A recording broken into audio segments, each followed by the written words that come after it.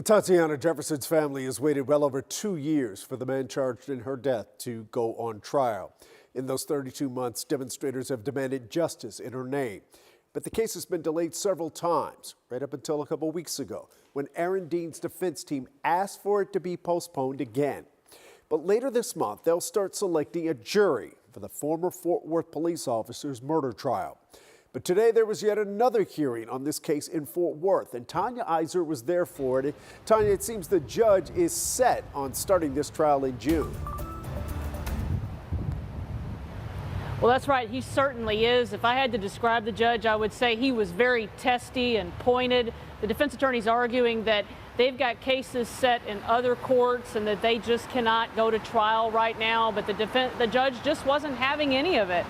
Last month he did delay the case for about 6 weeks because the lead defense attorney, Jim Lane, is sick and in the hospital. But he reiterated again today that if Jim Lane is still sick later this month, that the case will have to proceed. The defense attorney is also bringing up that some of their expert witnesses will not be available during this trial setting time. And the judge said, well, that's not part of the motion, and he didn't want to hear any of that either. So let's take a listen to some of what the judge had to say today.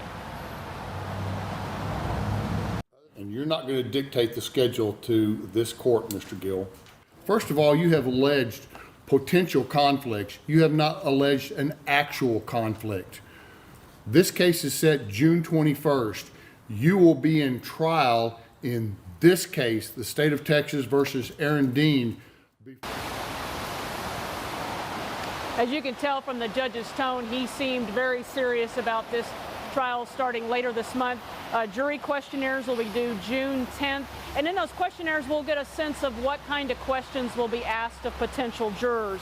Jury selection is scheduled for June 21st with testimony to begin June 23rd. Another thing that the judge said today that I had not heard before is he is planning to have this trial span weekends, which is a pretty extraordinary thing. He's also said and reiterated again today that he plans to sequester this jury once they go to deliberations.